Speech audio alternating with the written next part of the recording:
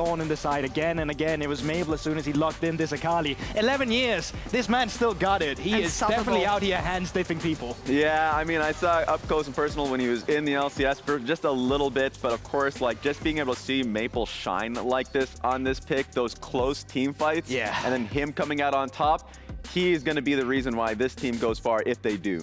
GB, Mad Lions debut on the other side. New roster, rookies, fresh from this LEC season. They made it in the end, and I feel like convincing debut despite maybe a shaky first game. What did you think about? Yeah, I mean, I think they got sucked into the chaos of what the Vietnamese teams also brings. I think the late game was definitely messy, but I also think they're at a position where they kind of knew that we can hand stiff our opponents. Mewen was on weak side.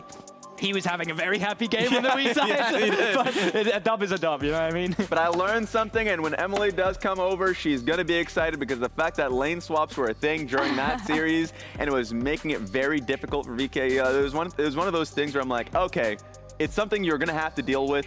It was something that was frustrating for Kati in particular, because then you just had Alvaro on his Nautilus just raining terror in the mid lane. So that's something that we're going to have to be keeping tabs on for the rest of the tournament. It's not something that I would have expected to stay, honestly, despite the patch changes and everything. We'll see how much of swap lane we see later in the tournaments, and maybe with the games that we're going to have today. Let's take a look at the brackets to see the teams that we're going to get to discover today. As I said, guys, we're swapping to the other side of the bracket. Is it going to be Gamtine in game one? We'll see about this, because they're going to be facing off against the LGL representative being here and who participated in the PCS. What can we expect from this roster, guys? It's exciting to see the SoftBank Hawks coming over, just because in 2020